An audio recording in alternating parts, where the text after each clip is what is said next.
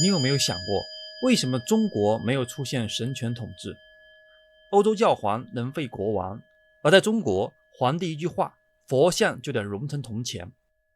今天我们来看看中国历史上最具戏剧性也最具争议的两次宗教与皇权的对抗：唐武宗的会昌敬佛与后周世宗的显德献佛。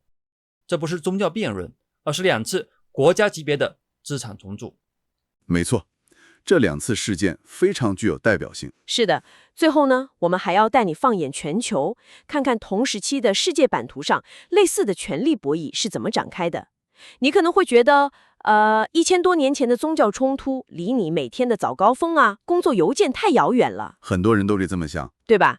但如果我告诉你，这其中其实牵扯着庞大的国家经济账本、严重的金属货币危机，甚至还有皇帝因为疯狂吃仙丹而重金属中毒身亡的黑色幽默，你一定会发现，历史的齿轮其实从未停止过相似的转动。确实如此。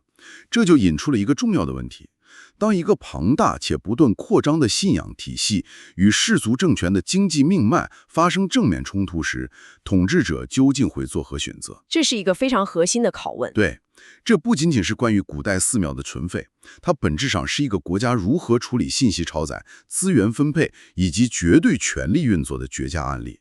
对于身处现代，每天都要在海量信息和复杂利益博弈中做出决策的你来说，今天这场跨越1000年的探讨，绝对能为你提供一个意想不到的宏大视角。好吧，让我们来拆解一下这个话题。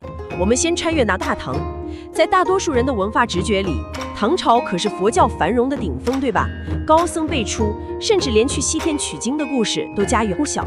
可是为什么到了唐武宗时期，这位皇帝却要对佛教痛下杀手，掀起历史上著名的会昌敬佛？这是一个非常关键的切入点。要理解这场风暴，我们不能仅仅把它看作是宗教观念的对立。当时社会上确实积累了相当多的反佛思潮，比如像韩愈那样的文人。没错，像韩愈这样的大儒，他是从儒家忠孝伦理的角度出发，认为出家人不拜父母、不敬君王，破坏了社会的根基。同时呢，社会上还弥漫着一种以下之辩的情绪，也就是一种文化上的排外主义。对，认为佛教毕竟是外来文化，不符合本土正统。但史料极其清晰地向我们揭示，真正让唐武宗动起杀心的核心痛点，其实是经济矛盾。也就是说，信仰的背后其实是一本极其现实的经济账。完全正确。当时的唐朝早已经不是我们想象中那个万邦来朝的盛唐了。朝廷为了平定泽禄镇，也就是昭义镇的藩镇叛乱，军费开支大得惊人。史料记载，每天的消耗高达20万贯钱。等等，20万贯。对于我们现在的听众来说，这个可能只是一个抽象的数字。为了让你有个直观的概念，这笔钱在当时的购买力或者对国家财政意味着什么？这是一个很好的问题。1贯钱就是1000枚铜钱串在一起，在当时，一个普通农户1年的全部生活开销可能也就几贯钱，每天烧掉20万贯，这简直就是一台疯狂的碎钞机呀！没错，相当于把大唐本就捉襟见肘的国库直接放在火上烤。当时甚至连京城官员的工资都发不出现金了。然而同时，佛教寺院却成为了巨大的财富黑洞。他们不用交税是吧？是的，寺庙占据了大量免税的高玉良田，还拥有无数不用向国家纳税赋税，也不用服徭役的劳动力和奴婢。国家穷得连打仗的钱都拿不出，寺庙却富可敌国。这种国家机器与宗教组织之间对底层资源和人口的极度争夺，才是引爆火药桶的真正引信。所以这根本不是什么哲学辩论，而是国家要破产了。这次行动的规模大得惊人，几乎是一次国家级的强制资产重组。当时具体的执行力度到底有多大呢？这组数据绝对会让你感到震撼。在会昌5年，也就是公元845年，唐武宗下令强制拆毁了4600多所大寺，以及4万多所私家小寺庙。4万多所？不止这些，更关键的是对人的处理。朝廷迫使26.05万僧尼还俗，还解放了15万依附于寺院的奴婢。哇，这就意味着这40多万原本不纳税的劳动力，瞬间变成了给国家纳税承担徭役的平民了。对的，朝廷不仅没收了数十万顷的良田，还解决了一个致命的货币问题。这就是我们开头提到的金属货币危机。因为当时民间极度缺乏流通的铜钱，经济极尽停滞。朝廷是怎么做的？直接下令把寺庙里的铜佛像、铜钟甚至铜磬全砸了，统统扔进熔炉去铸造铜钱。那些铁铸的佛像则被融化打造成了农具。是的，把神圣的佛像变成世俗的货币和锄头，这手段真的是雷厉风行。但这里令人着迷的是，尽管听起来声势浩大、手段强硬，但这其实是一次禁断而非完全的灭绝。怎么说？唐武宗和他的宰相李德宇在操作上还是留有底线的。朝廷在长安、洛阳两京以及部分州府，还是保留了极少数的重点寺院和几十名年长的高僧，并没有斩尽杀绝。更重要的是，与北朝时期那些动辄坑杀僧人的残酷灭佛运动相比，会长禁佛中并没有发生大规模的流血屠杀。就是说，它更多的是一种不容置疑的经济剥夺和行政干预。没错，从结果来看，它确实在极短的时间内，极大地缓解了朝廷的财政危机，为平定叛乱提供了关键的物质支撑。经济上大获全胜。但是这里才是真正有趣的地方。唐武宗在严厉打击佛教的同时，他居然对道教痴迷到了走火入魔的地步。是的，这是一个巨大的讽刺。为了追求所谓的长生不老，他竟然在皇宫里大兴土木建起望仙楼。最离谱的是，在国家打仗最吃紧、国库最空虚的时候，他居然调动了几千名负责保卫京城的禁军，去给他修筑高达150尺的仙台。这前后的反差简直令人匪夷所思。这确实是会长禁佛中最具讽刺意味也最悲剧的一幕。这背后有一个关键人物，就是深得武宗宠信的道士赵归真。他非常狡猾地利用了当时的谶纬之说来蛊惑皇帝。这里的谶纬之说翻译成我们今天的话，大概就是那种神神叨叨的政治预言，或者带有神秘色彩的阴谋论吧。非常准确。当时社会上流传着一句政治预言，叫李氏18子运尽，便有黑衣天子立国。李氏18子拼起来正好是个李字。对，而武宗巧合的正是李唐王朝的第18代皇帝。而当时佛教和尚穿的袈裟很多恰好是黑色的，赵归真就借题发挥，暗示武宗黑衣和尚将会夺走大唐的江山。哇，这种充满迷信色彩的政治恐吓，精准地击中了皇帝的软肋。是的，这极大地强化了武宗全面打击佛教的决心。所以他不仅是为了钱，还是为了消除他心里的政治恐惧。但这最终却要了他的命。武宗盲目听信道士的忽悠，长期过度服食那些所谓的长生仙丹，结果在33岁的盛年，就因为严重的重金属药物中毒而英年早逝。武宗这种做法，极大地削弱了禁佛运动本身为了挽救国家经济所带来的政治正当性，最终让他个人的执政生涯以一场荒诞的悲剧收场。用驱赶一种信仰的方式去拥抱另外一种狂热，代价确实惨痛。唐武宗的悲剧告诉我们，用个人的迷信去解决国家的危机，终究是充满隐患的。确实如此。那么100多年后，当历史的接力棒交到一个真正清醒务实的统治者手中时，局面又会怎样呢？这就让我们拨快时间的指针，来到混乱的5代十国时期。出场的是后周世宗柴荣，时间是公元955年。我要向你介绍一下这位皇帝。柴荣的画风和深宫里的唐武宗完全不同。他是一位典型的军人皇帝。对，他是一位运筹帷幄，甚至经常亲自骑马挥刀冲锋陷阵的铁血统帅。他一生的终极目标就是结束这长达半个世纪的大分裂，重新统一全中国。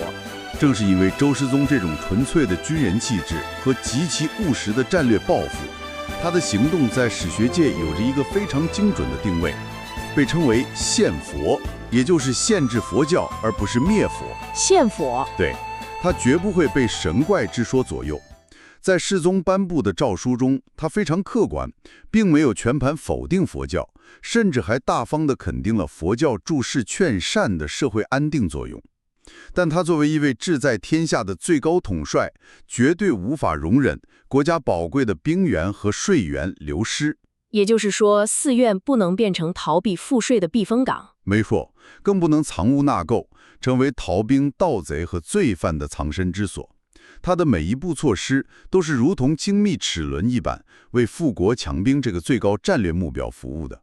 他的政策设计确实极其务实。我看史料中记载，世宗为了整顿良莠不齐的僧尼队伍，竟然实行了学而优则僧的制度。你想出家当和尚没问题，但你必须通过国家统一举办的佛经知识考试，还要能熟练背诵一定数量的经文。这招非常厉害。对，就好比把现代严苛的公务员选拔考试直接套用到了宗教界。同时，他用极其严厉的法律禁止和尚们为了显示虔诚而断臂等自残身体的狂热迷信行为。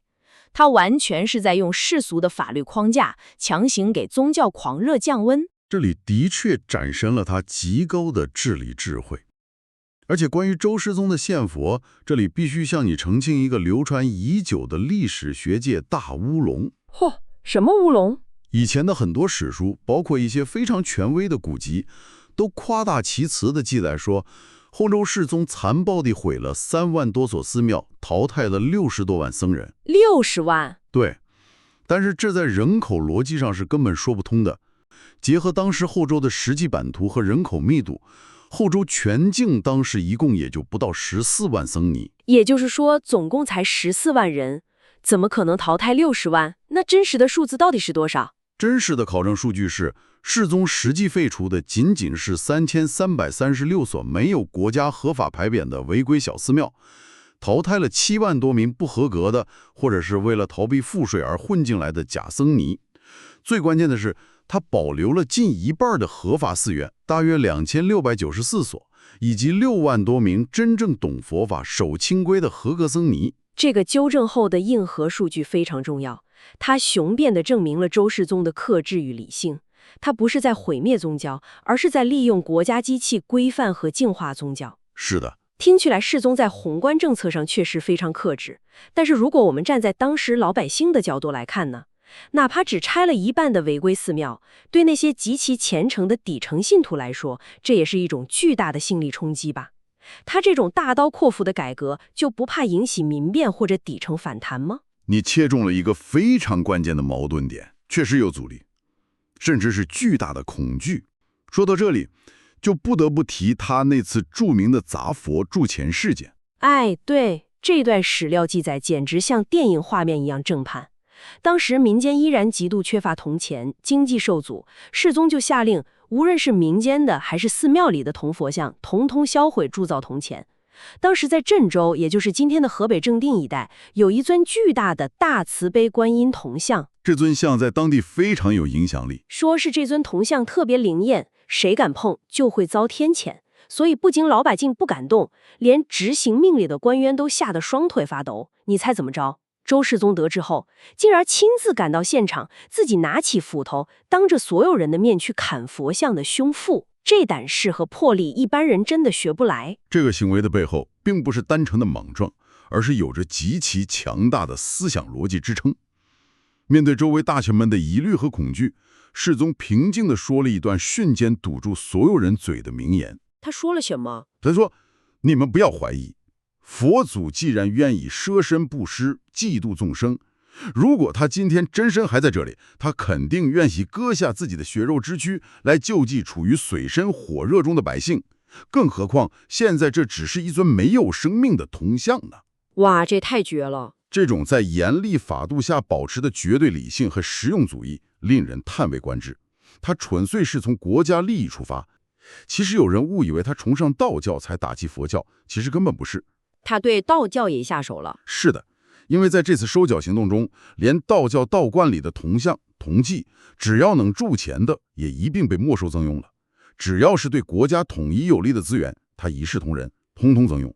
拿佛祖普度众生的底层逻辑来完美解释砸佛像铸铜钱的行为，周世忠真的是把辩论的制高点拿捏得死死的。那么这一切到底意味着什么呢？放眼全世界，这种宗教与世俗皇权的激烈冲突和重新洗牌，难道只在古代中国发生吗？如果我们把这和更宏大的历史背景联系起来，你会发现历史的共振非常奇妙，但结果却大相径庭。就在唐武宗会昌禁佛的大致同时期，也就是公元8至9世纪，西方的拜占庭帝国正在经历一场长达100余年的破坏圣像运动。也是砸圣像。对，拜占庭的皇帝们同样因为财政压力，下令没收教会财产，强迫修士还俗，甚至强迫他们结婚。但中西方的区别极其明显，中国的皇帝拥有绝对的氏族专制权利，无论是武宗还是世宗，一旦最高指令下达，整个官僚系统高速运转，打击行动干脆利落，执行力极强。是的，而拜占庭的氏族政权和宗教势力势均力敌，最终陷入了漫长、反复长达1个多世纪的残酷战争，整个国家被严重撕裂。没错，除了西方的拜占庭，同样是在9世纪，在青藏高原上，吐蕃赞普朗达玛也发动了一场灭佛运动。那次事件非常血腥。对，由于缺乏成熟的行政体系，他的手段极其残暴，直接摧毁了300多座寺庙，把全境2万多名僧尼全部强行消灭。结果呢，这种不计后果的暴行招致了极端的报复。他自己被伪装成佛教徒的卫道士当场刺杀身亡，庞大的吐蕃王朝也随之迅速崩盘。这是一个鲜血淋漓的反面教材。相比之下，你看中国的禁佛和限佛，虽然手段严厉，但显得极其文明、有秩序，基本没有引发全国性的流血冲突。这确实展现了中国古代政治和官僚体系的高度成熟。说到这里啊，我要向你抛出一个极其有趣的地缘历史谜题。哦，历史上最著名的351宗灭佛和限佛事件，包括北魏太武帝、北周武帝、唐武宗，再加上后周世宗，这4次改变宗教格局的大动作，竟然全部发生在北方。为什么南方的政权，比如南朝的宋齐梁陈，或者5代十国的南唐，那些南方的皇帝们从来不对佛教下如此重的手呢？这是一个非常深刻的纵向地理迷思，这揭示了2个深层的结构性原因。第一是地缘政治的压力。中国的政治经世重心长期以来一直都在北方，南方虽然经济逐渐繁荣，但南方政权往往偏安一隅，缺乏那种迫切需要统合一切社会资源去完成天下大一统的巨大生存压力。没有这种存亡的压力，自然就不会去动宗教这块难啃的骨头。没错。第二是统治者的个人气质完全不同。北方的皇帝，像北周武帝、后周世宗，多是在残酷的战乱中杀出来的铁血军人，性格刚烈，极其看重国家的军力与财力。而南方的皇帝往往是文人气质，从小锦衣玉食，喜欢诗词歌赋和深奥的哲学思辨。比如南唐中主李经。是的，他是个极其优秀的词人。面对佛教，他更多的是美学上的欣赏和精神上的沉醉，怎么可能下得去手去砸毁精美的佛像，去逼迫和尚考试呢？确实，生活环境决定了统治手段，文人当政和军人当政，画风完全是2个极端。那么这些轰轰烈烈的运动，在这些铁腕皇帝死后，结局又是怎样的呢？难道随着他们的去世，之前的政策就全盘作废的被发案了吗？并没有出现戏剧性的历史大翻盘。351中，这4位皇帝都英年早逝，在位时间都不长。当然，也不是民间小作文说的被报应的。他们的平均寿命是38岁，中国皇帝的平均寿命也就这样，比普通人的寿命都短。北魏太武帝是被太监干掉的，北周武帝和唐武宗都是长期服用道士的丹药，重金属慢性中毒而死。后周世宗是在征战途中暴病而亡。权力之争、纵欲，再加上重金属补药，所以皇帝通常都短命。这些皇帝虽然都因为各种原因英年早逝，但他们的继任者比如唐武宗之后的唐玄宗，或者是取代了后周的宋太祖赵匡胤，展现出了中国古代政治家极高的手腕。他们是怎么做的？他们既没有为佛教彻底平反，也没有疯狂报复前朝的灭佛者，他们选择了最稳妥的顺水推舟，缓慢地放宽一些极其严苛的限制，允许佛教适度恢复元气，但最核心的成果被保留下来了。也就是说，国家把宗教给管住了。从此之后，宗教在古代中国彻底成为了服从于世俗政权、服务于社会安定的辅助力量，再也没有出现过足以威胁国家命脉的失控。今天的信息量真的很大，但也极其过瘾。让我们来为你总结一下今天的核心收获。从唐武宗那份充满戏剧性、交织着重金属中毒与迷信色彩的帝国经济账本，到后中世宗柴荣极其务实理性的国家宗教考试与斧劈佛像铸铜钱，再到我们将视线拉远看到的拜占庭百年动荡与青藏高原的血腥刺杀。希望你今天不仅仅是听到了几的精彩的历史切片，更是通过这些详实的史料，清晰地看到了权力、经济与信仰之间那种复杂、微妙，甚至是你死我活的博弈。无论是儒家捍卫伦理的攻击，还是道士利用政治预言的权谋，亦或是佛教徒在危局中的应对，我们并非评判任何一种信仰的对错，而是为了带你看清历史原本那张复杂而真实的利益面孔。3·5一中之后，中国再也没有出现过宗教凌驾于世俗完全之上的局面。信仰可以存在，但资源必须归国家调度，这是中国古代和中世纪欧洲最大的区别。或许正是这些铁腕皇帝，在无意间为中国锁定了一条世俗文明的轨道，切断了中国走向神权专制的可能。